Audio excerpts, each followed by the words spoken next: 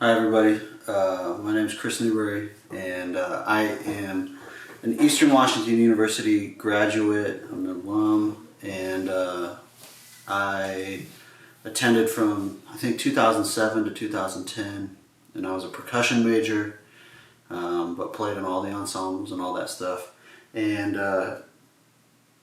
Dr. Salerno asked me to talk a little bit about what it's like being a orchestra director but not being a string player. And I guess my backstory is that I was always like a reluctant teacher. My dad was a music teacher, and so I always felt like that was his thing and I didn't necessarily want to go down that road. So I put all my eggs in the performing basket. And I'm a drummer, by the way. I'm a drummer, percussionist. And so I went to school thinking that I was going to go to school and then go to like Nashville or LA or New York and try to play professionally. But I didn't want a performance degree because I felt like for me it was a waste of time. So why was I going to go to school and study how to play an instrument when I could just study how to play an instrument? And I've never been asked like at a gig for my degree. I've never been asked for like that piece of paper to play a gig. So I at least wanted to get my ed degree so that I had that to fall back on. And kind of my plan was to go to one of those cities and like be a substitute teacher by day and then a performer or a touring musician if those opportunities came my way. So that was kind of my mindset going into school. And then once I graduated, I had several opportunities, but I had this teaching job that came open at Hanford High School in the Tri-Cities, and I was dating a gal at the time, and my friend called me and said, "Hey, I want you to come apply for this job." So I was like, "Okay, I'll go apply just for the experience of going through an interview," and so I went and applied for it. I got an interview and then got called a couple hours after with the job offer. And so I was like, oh man, I got to make up my mind now. So talked to a lot of people, prayed about it, like did a whole bunch of stuff and was like, okay, I think I feel at peace about taking this job. But my one deal I made with myself was that I wasn't going to let my performing sacrifice. So didn't know quite what that was going to look like, but I think through that I've learned that like you can make your own opportunities for yourself if you're willing to put the time and effort in, and you find out if you really truly are passionate about something. So anyway, I took the job, and as part of that job was teaching a jazz ensemble, a concert band, freshman concert band,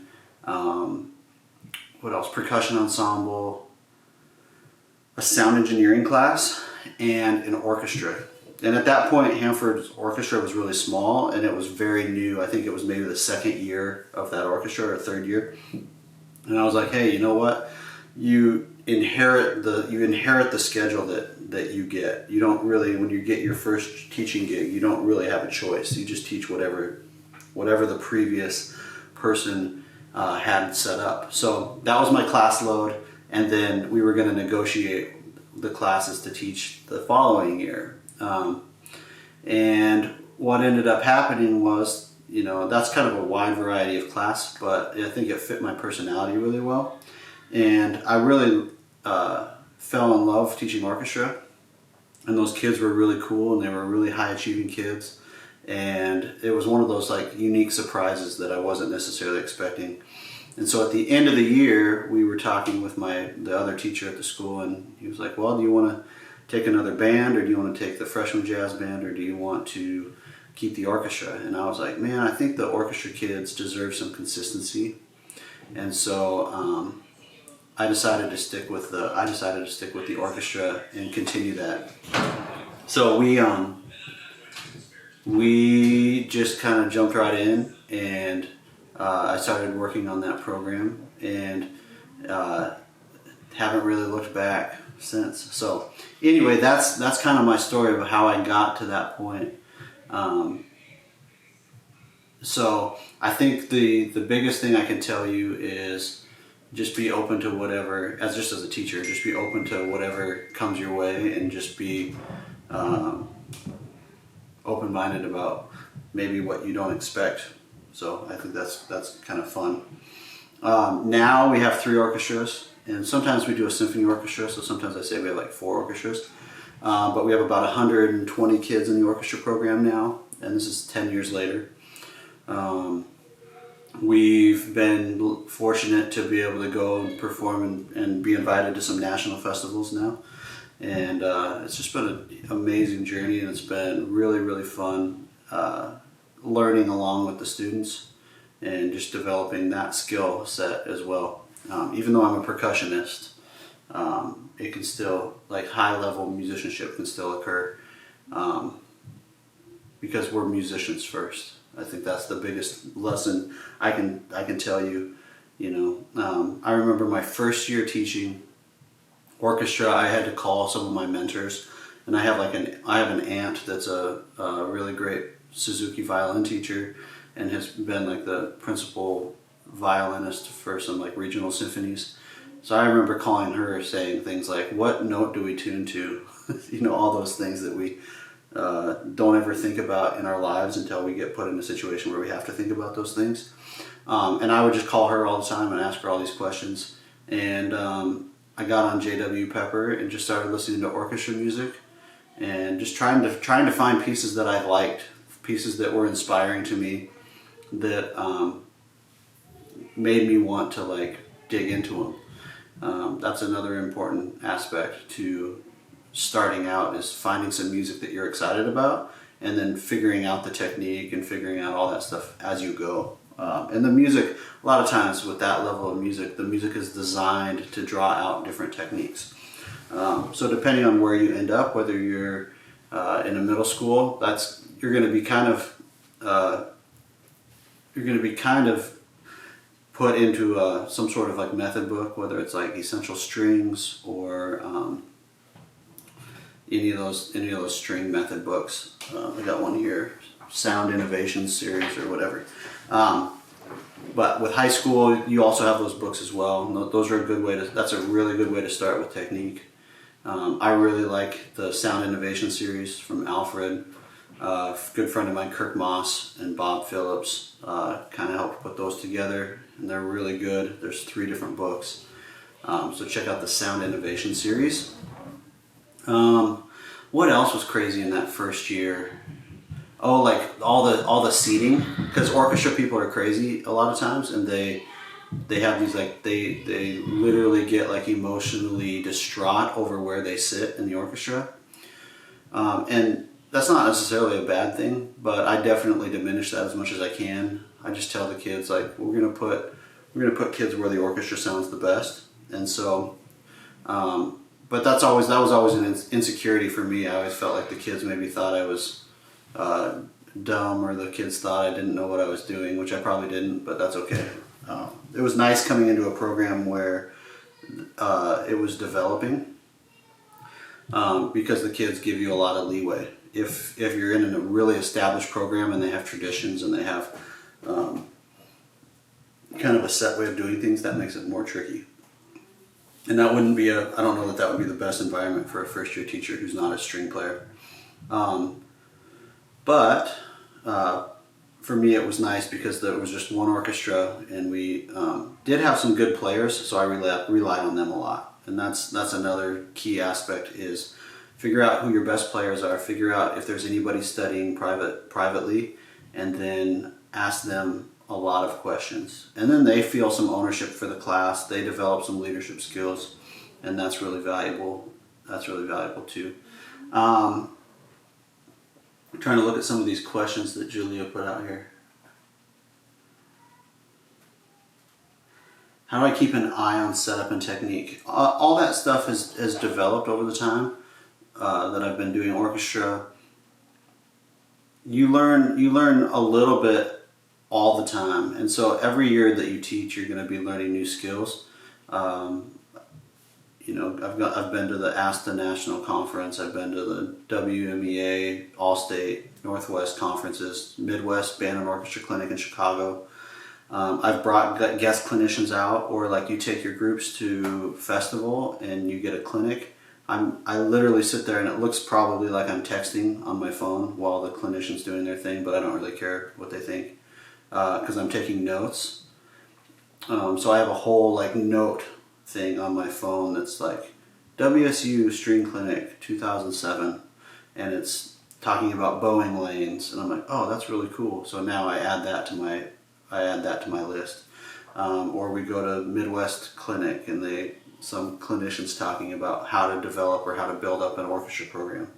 And so I take notes in that, and those are just things that I learn and gather. And studying other people too, I study some choir, there's some choir directors out there that I study, that I watch. You can find like their classes online. There's a guy named Jason Max Ferdinand from Oakwood University down in Alabama that I've got to meet and hang out with a little bit, and he's got some incredible stuff. And so I watch his choir rehearsals, and I implement a lot of his stuff into my orchestra classes.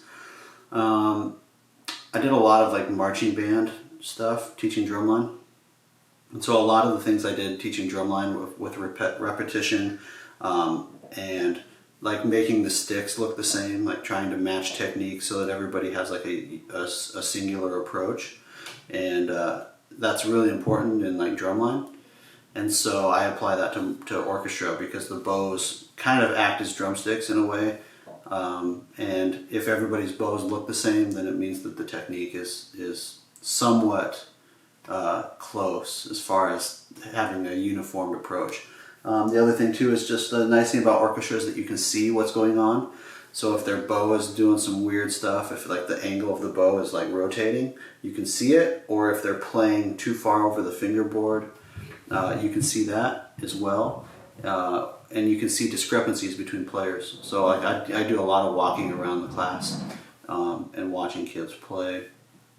And my biggest issue, I think, this year was being so locked into the music that I didn't get my eyes up enough to see where all the bowing discrepancies were happening. I think that was probably my biggest issue. And we had a really good group. We went and played down in Orlando at the ASTA National Conference.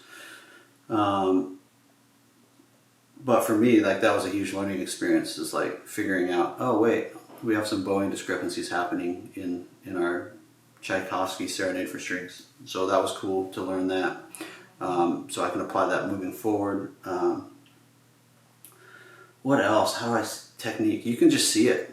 And it may sound simple, but I try to have the kids observe professionals. So we'll put on like the Berlin Philharmonic or New York Phil, or we'll just go on YouTube and find professional string players. And I just tell the kids, I'm like, when I look at you, you at least need to look like a professional, like when you're playing, rather than slouching. I'm like, I don't care what you sound like if you don't look good. So I've used the saying in drumline again, where it's like look perfect and sound perfect. And the look perfect part is actually really beneficial.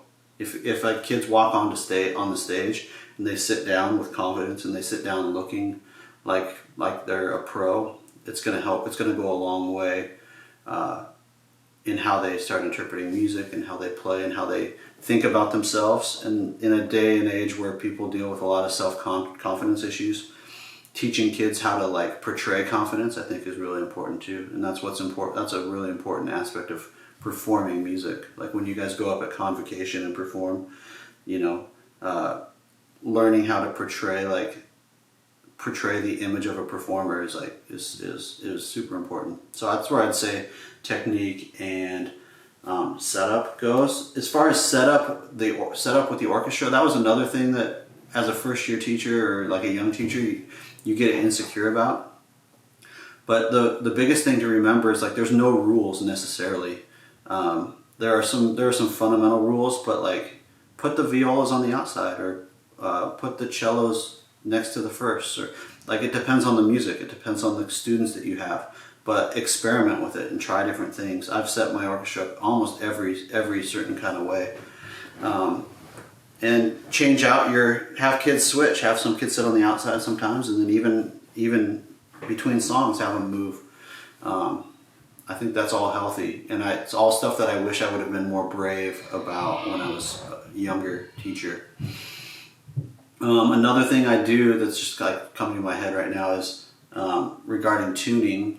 A lot of times you'll hear the concertmaster tune or whatever, but what I've started doing is having the concertmaster stand up and then making sure that my principal bassist is like perfectly in tune, and then I tune from the basses. Because really, like, the only time the first violinist tunes the group is like to tune the group at the beginning. Then every other time you're always tuning kind of down to the lowest sound. So I don't have any issue tuning down with the basses. It's been good for me, I guess. How do I set up and technique? How do you address this efficiently without grabbing their instruments and demonstrating? How do I do it without demonstrating? Sometimes I do demonstrate things, and that's more to make a point. Like, man, you guys are making this too hard. Like, as a drummer, there's certain things I can do pretty well, like ricochet bowing and some of those types of things. So that's kind of just fun, and the kids laugh at me. And it's actually good for the kids to watch me struggle.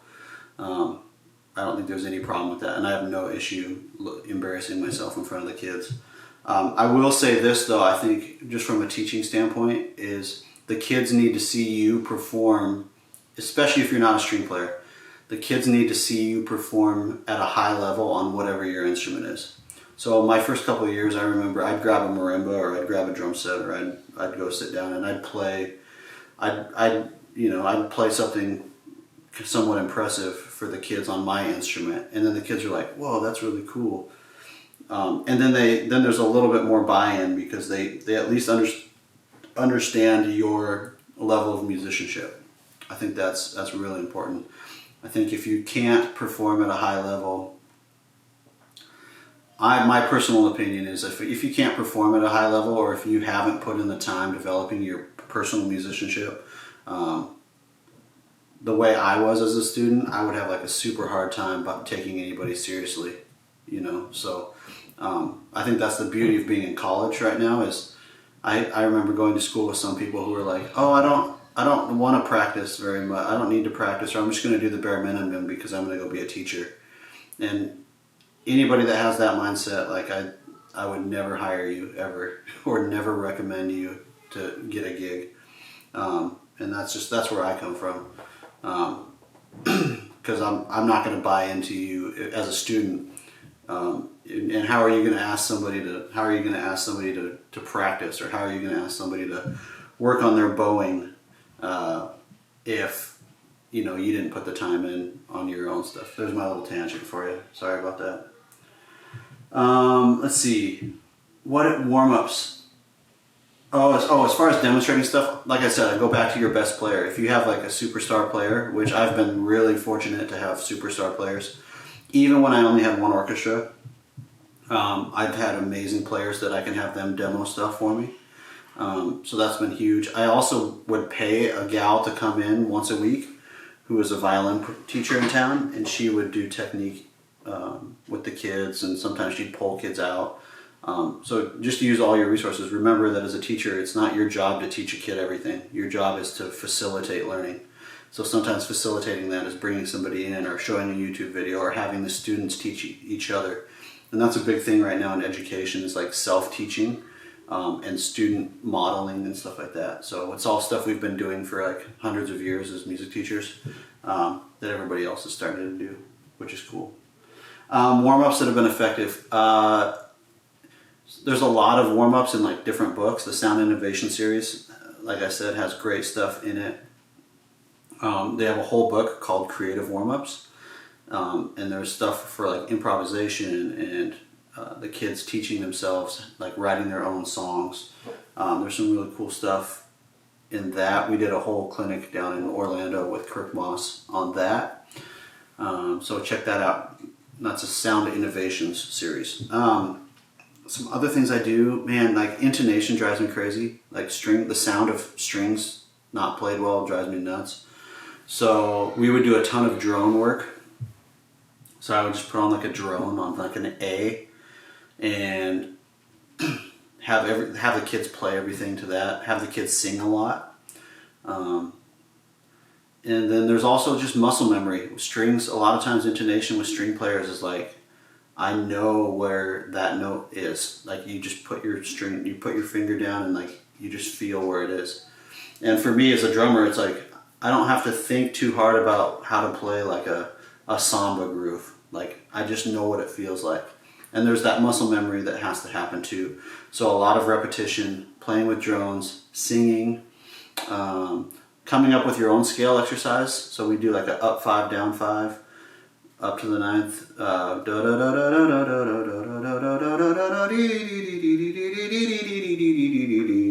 Arpeggio,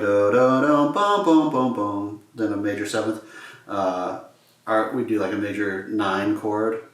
Boom, boom, boom, boom. 1, 3, 5, 7, 9, dun, dun, dun, dun. We do like something like that.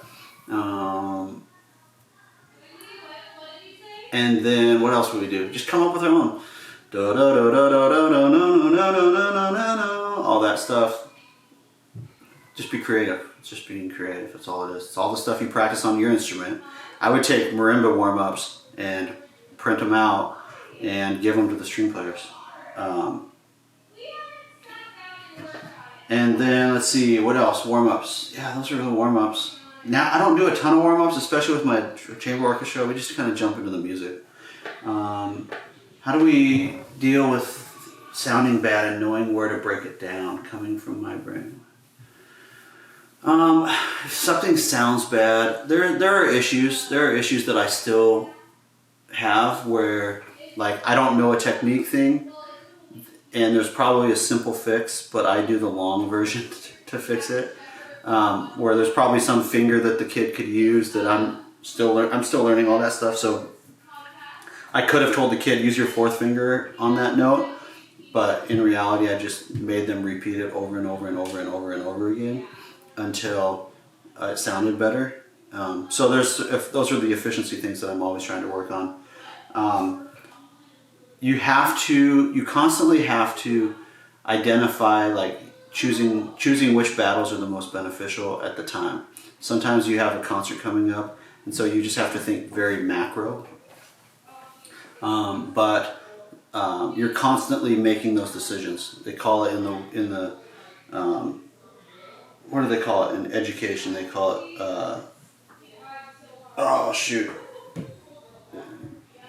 I don't remember the word. Whatever. But you're constantly identifying issues on the fly and fixing them and developing strategies as you go to fix things. So I'm trying to think of an example.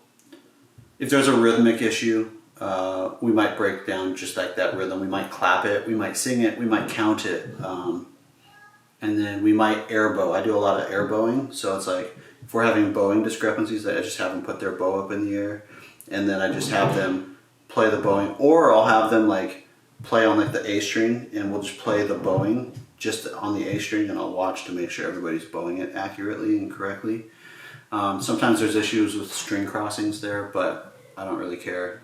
I like seeing their bows moving in unison, and then applying that to the whatever the technical passage is. I just lost this email here. How do you deal with the challenge of things sounding bad, knowing where to start to break it down? Rehearsal flow. Strict versus fun, and mastering the combination of strict versus fun.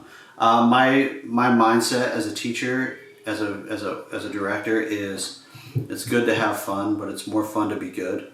And so the whole fun versus strict it all kind of goes together. Sometimes being strict means that we get better and we achieve at a higher level, and that's more fun than I think people equate fun sometimes with being goofy or being chill. And I guess I would say that I'm pretty chill and I'm very goofy for sure, but I also have a high standard. And so it's not uncommon for me to have a day where we might just spend a day chatting about some topic, and it might be a life topic or it might be a musical topic. But the kids are also in orchestra, and the kids are also in band and choir because they want to sing and they want to play and they want to perform and they want to learn good music.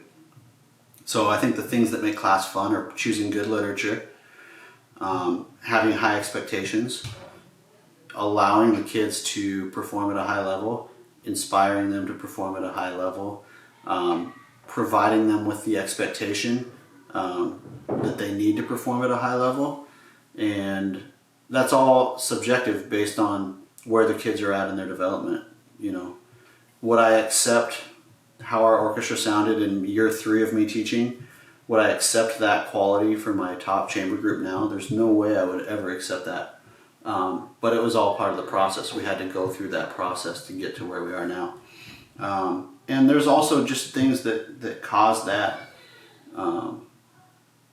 There are also outside factors that can sometimes stunt the growth of a program. And that's a whole nother topic. But as far as the fun, combination strict and fun, just being yourself as a person. For me, I'm pretty easygoing and I'm pretty chill. So I have no problem just trying to be myself in class. And I get sidetracked a lot, and I have tangents, and I have weird stories that I tell all the time. But that's just part of who I am. So I don't necessarily worry about it. There are times where the kids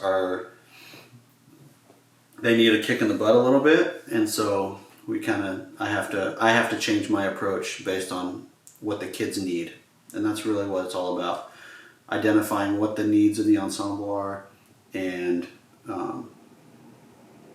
changing your instruction to meet the needs of the ensemble. So that's where I'd go with that. Man, I wish I was there with you guys, and I wish we could like have a dialogue back and forth, because I would love to hear your questions. And I will give you my info. I'll make sure that Dr. Salerno has my info so that you guys can hit me up. Let's see, what could be cool to talk about? I have a document that I've created with my dad, who's been a director for 40 years, 30, I don't even know. He's been a music teacher for a long time, and I actually hired him at Hanford High School. I didn't hire him, we hired him to be the band director. So he and I teach together, and he and I've put together this document that I'll share with you. That's kind of fun. It's just a lot of observations that we've had over his 40 years of teaching and my 10 years of teaching. But most of the stuff I wrote in my first year or two of teaching. I kind of wanted the perspective of a new teacher. So I'll share that with you. And that's always fun to share with you guys. What would you guys ask? What questions would you ask? I wouldn't shy away. I guess I would say I wouldn't shy away from a job that was maybe a little out of your comfort zone, especially as a first year teacher. A lot of times you're not going to really have a choice of where you're teaching or what you're teaching.